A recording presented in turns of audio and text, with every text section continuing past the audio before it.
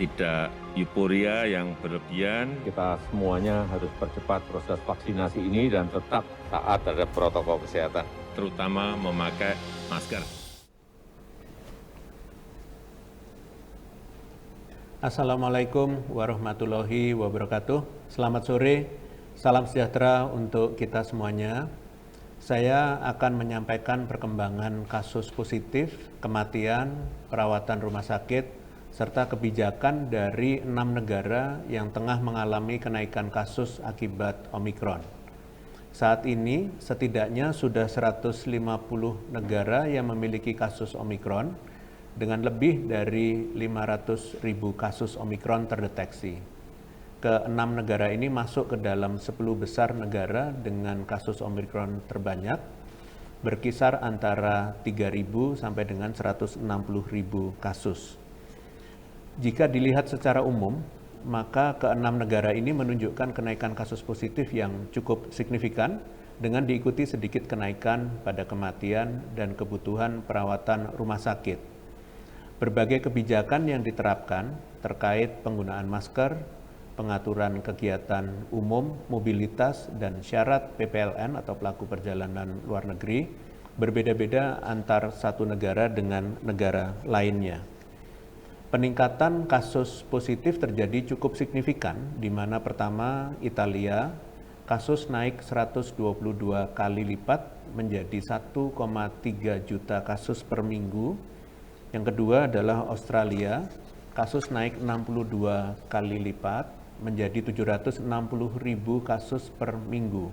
Sedangkan yang ketiga adalah Prancis, kasus naik 43 kali lipat menjadi 2 juta kasus per minggu.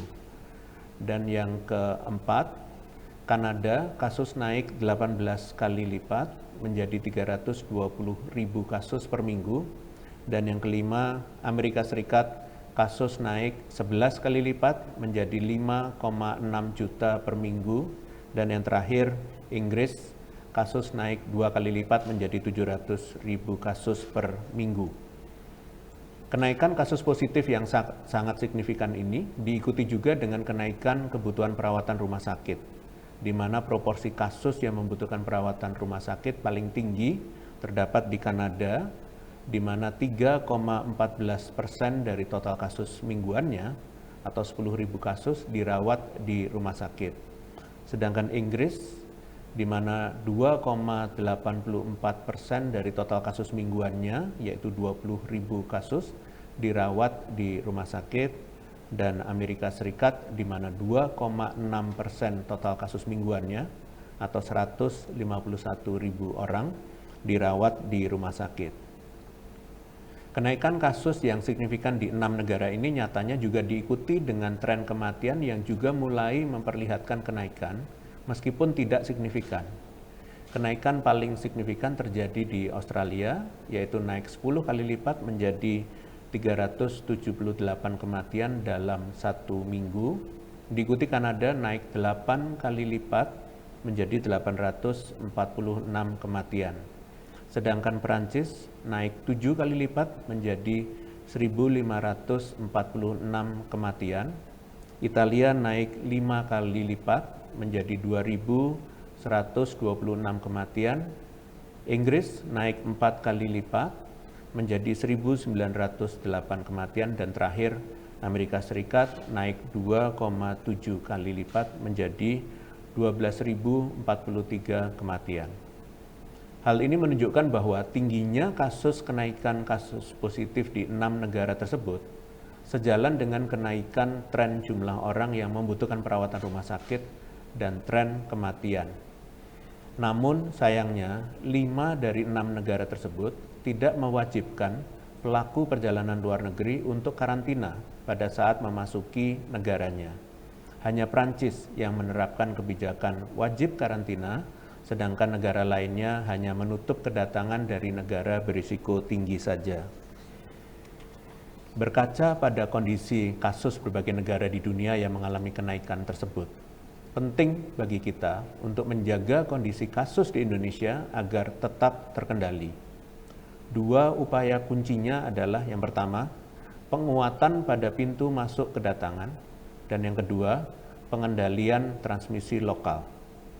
Sebagai pengantar, saya akan menjelaskan perkembangan kasus COVID-19 di Indonesia.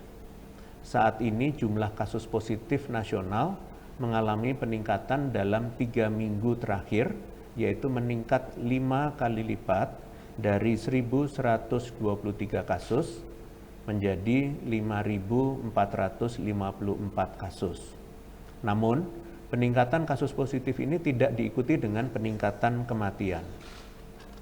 Secara bersamaan, pola kasus positif yang meningkat setiap harinya menjadikan angka kasus aktif pun ikut meningkat.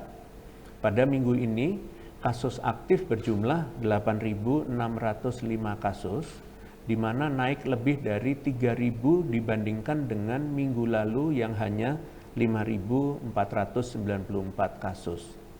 Peningkatan kasus positif saat ini tentunya diakibatkan oleh dua sumber penularan, yaitu dari satu, transmisi lokal, dan dua adalah pelaku perjalanan luar negeri.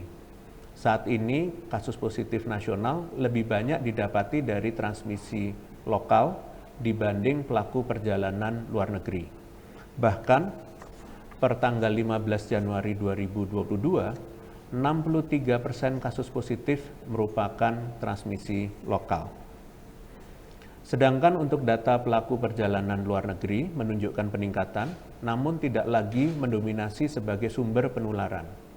Jika dilihat dari asal pintu masuk, kasus positif dari PPLN di pintu masuk di DKI Jakarta saat ini trennya mengalami kenaikan. Selain itu, kasus positif dari pintu masuk di PLBN Aruk dan Entikong di Kalimantan Barat serta di pintu masuk Kepulauan Riau menunjukkan fluktuasi. Namun jumlahnya masih lebih rendah dibandingkan dengan transmisi lokalnya. Data lainnya menunjukkan dari kepulangan jemaah umroh perdana pada tanggal 17 Januari lalu, sebanyak 20% kasus positif berhasil terdeteksi dari total jemaah. Terlepas dari apapun varian yang saat ini masuk ke Indonesia, pada prinsipnya penularan sekecil apapun harus segera dikendalikan agar tidak semakin meluas dan menimbulkan lonjakan kasus. Sudah menjadi tugas kita bersama untuk mencegah meningkatnya kasus positif COVID-19 di Indonesia. Terlebih, kita akan menyambut beberapa periode hari raya seperti Imlek dan bulan Ramadan dalam 2-3 bulan ke depan. Antisipasi kenaikan kasus sejak dini menjadi kunci pencegahan penularan secara optimal. Berbagai upaya untuk menekan semaksimal mungkin kenaikan kasus, baik dari transmisi lokal maupun pelaku perjalanan luar negeri adalah untuk mencegah meluasnya transmisi lokal. Masyarakat juga dihimbau untuk tetap mempertahankan kedisiplinan protokol kesehatan, mematuhi aturan yang berlaku seperti penggunaan aplikasi Peduli Lindungi, serta memenuhi syarat tes untuk beraktivitas dan melakukan perjalanan. Prinsip produktif aman COVID perlu untuk diterapkan di setiap kegiatan sehari-hari. Untuk mencegah meningkatnya kasus positif dari pelaku perjalanan luar negeri, penting untuk terus meningkatkan kapasitas deteksi kita pada pintu masuk kedatangan, serta pengaturan keberangkatan jemaah umroh di tengah keterbatasan kapasitas karantina dalam menampung keseluruhan pelaku perjalanan luar negeri. Selain itu, perlu saya tekankan, salah satu peran kunci masyarakat dalam mencegah meluasnya penularan adalah dengan menunda perjalanan ke luar negeri yang tidak mendesak. Masyarakat yang terpaksa melakukan perjalanan ke luar negeri wajib melakukan karantina terpusat saat kembali ke Indonesia. Ingat, memberi ruang bagi virus untuk menular sama dengan memberi kesempatan bagi virus untuk bermutasi menjadi varian baru. Serta yang terpenting, memberi celah untuk penularan semakin meluas sama dengan menempatkan kelompok rentan dalam risiko yang lebih tinggi. Selanjutnya, saya akan menyampaikan beberapa perkembangan penanganan COVID-19 lainnya, yaitu sejauh ini para ahli termasuk WHO menyatakan belum ada gejala khas yang ditimbulkan dari kasus positif bervarian Omikron. Populasi yang berisiko terkena varian Omikron ialah mereka yang berusia lanjut, penderita komorbid, belum divaksin lengkap akibat belum terbentuknya kekebalan tubuh yang sempurna, dan para pekerja publik termasuk tenaga kesehatan yang menjalankan aktivitas dengan intensitas tinggi. Secara spesifik, orang-orang pada kelompok rentan ini dimohon untuk mengurangi frekuensi interaksi dengan kontak erat, mengurangi bepergian ke tempat yang ramai atau kerumunan, terutama bagi mereka yang tidak memungkinkan untuk divaksin.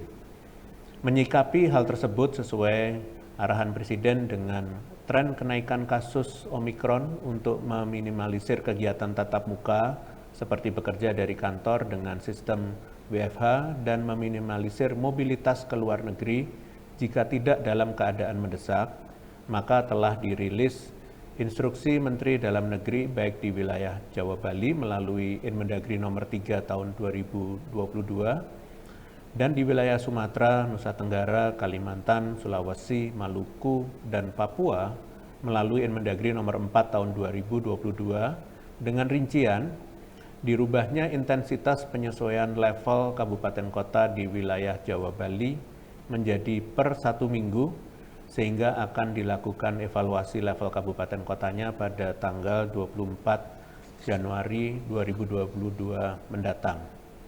Kembali ditetapkannya aturan kriteria orang yang boleh masuk ke wilayah fasilitas publik di wilayah Jawa Bali, yaitu supermarket dan hipermarket, restoran, rumah makan, kafe, pusat perbelanjaan, mal, pusat perdagangan, bioskop, tempat wisata, fasilitas olahraga, pusat kebugaran, gym, dan perhotelan non-karantina, yaitu hanya boleh dimasuki oleh orang dengan status hijau di aplikasi Peduli Lindungi atau mereka yang telah divaksin dengan dosis penuh atau 2 kali. Akan diperpanjangnya PPKM di wilayah di luar Jawa Bali sampai 2 minggu ke depan atau sampai dengan tanggal 31 Januari 2022. Pemerintah daerah serta penyelenggara kegiatan masyarakat dapat mencermati detail aturannya lebih jauh untuk pedoman protokol kesehatan yang spesifik di tiap sektornya.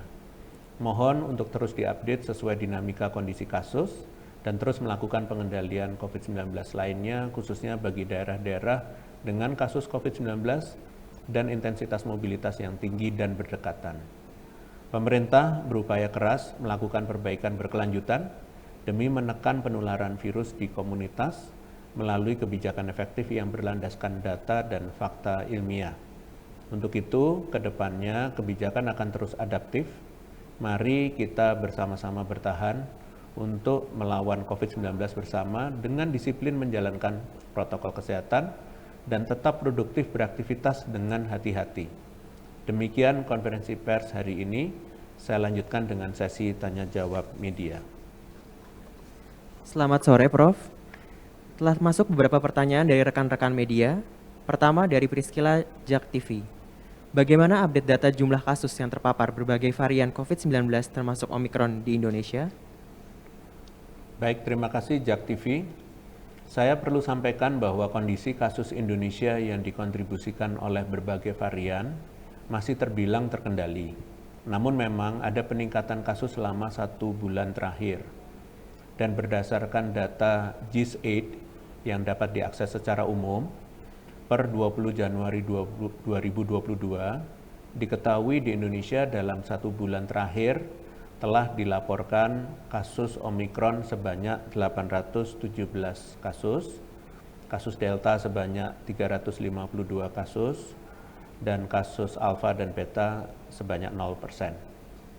Penting untuk diketahui, data yang dikumpulkan setiap pelaku melalui whole genome sequencing di berbagai negara belum tentu merepresentasikan seluruh kasus konfirmasi varian yang ditunjukkan dengan data-data yang ada, dan tentunya karena tidak semua sampel dimasukkan dalam GIS8. Terlebih pula, GIS8 sebagai pengumpul data juga melakukan kurasi atas data yang dikumpulkan, sehingga tidak semua sampel dapat diterima.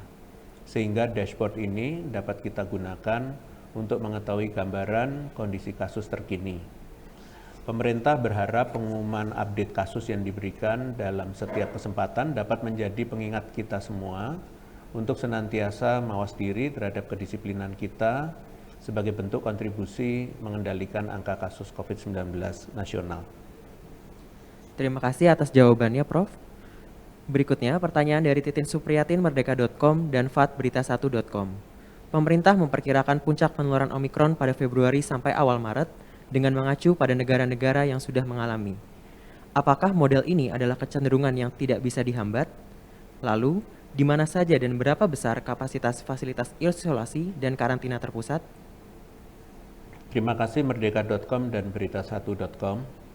Adanya potensi puncak kasus akibat varian Omikron perlu disikapi dengan bijak.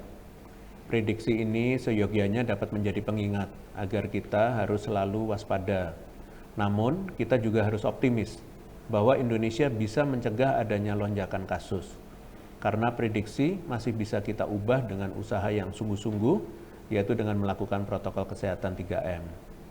Bagi sektor-sektor esensial, ekonomi, dan sosial yang masih beroperasi, protokol kesehatan juga harus dilakukan secara menyeluruh, sesuai yang telah diatur pemerintah di Instruksi Menteri Dalam Negeri, sesuai dengan persektor aktivitas masyarakat. Hal ini semata-mata dilakukan untuk melindungi tiap lapisan masyarakat sesuai tingkat kerentanannya. Selain itu, berbagai intervensi pencegahan pun harus dilakukan di waktu yang bersamaan untuk menghasilkan proteksi yang optimal.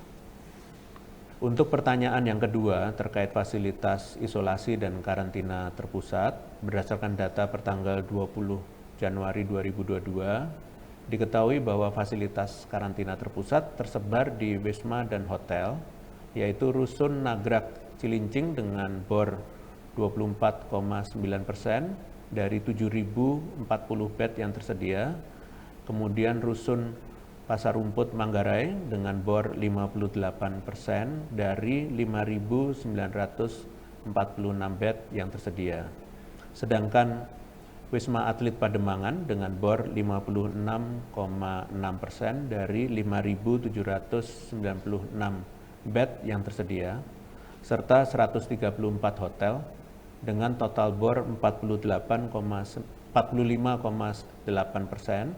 dan total kapasitasnya adalah 16.513 kamar. Sedangkan berdasarkan data per tanggal 16 Januari 2022, diketahui bahwa fasilitas isolasi terpusat ditempatkan di rumah sakit rujukan COVID-19 tertentu dan beberapa hotel rujukan yang hanya difungsikan untuk upaya isolasi sebagai fasilitas tambahan dengan rincian jumlah bed di RSDC Wisma Atlet sebanyak 5.939 bed, rumah sakit isolasi untuk pelaku perjalanan luar negeri diantaranya Rumah Sakit Sulianti Saroso, Rumah Sakit Ciputra Garden, Rumah Sakit Mitra Keluarga Kalideres, dan Rumah Sakit Siloam Mampang dengan total kapasitas bed sebanyak 286 bed. Dan hotel isolasi diantaranya Hotel Siwan Pulau Mas, Hotel Matsuri, Hotel Grand Cempaka, Hotel Alia Cikini, hotel di RCC Al-Hijrah, dan hotel di RCC Plumpang dengan total kapasitas bed sebanyak 565 bed. Terima kasih. Terima kasih atas jawabannya, Prof. Pertanyaan terakhir dari Fitri Liputan6.com. Bagaimana koordinasi terkini pengendalian Omikron antara Satgas dan Pemprov DKI? Apakah akan ada pengetatan mobilitas? Terima kasih Liputan6.com. Saat ini DKI Jakarta berada dalam PPKM level 2. Dengan ini pengendalian COVID-19 akan menyesuaikan dengan kondisi kasus yang direpresentasikan dari ketetapan level tersebut. Mengingat besarnya peluang importasi kasus lintas daerah dalam satu kawasan aglomerasi akibat mobilitas yang tinggi, maka perlu adanya kekompakan antar pemerintah daerah untuk mengupayakan strategi pencegahan penularan kasus. Untuk itu dimohon gubernur, wali kota maupun bupati, khususnya pada 3 provinsi yang sedang mengalami kenaikan kasus ini, untuk terus memantau kondisi kasus dan mengoptimalisasi koordinasi dalam pengendalian COVID-19. Baik, terima kasih atas pertanyaan media. Dengan demikian berakhir konferensi pers. Selamat sore. Assalamualaikum warahmatullahi wabarakatuh.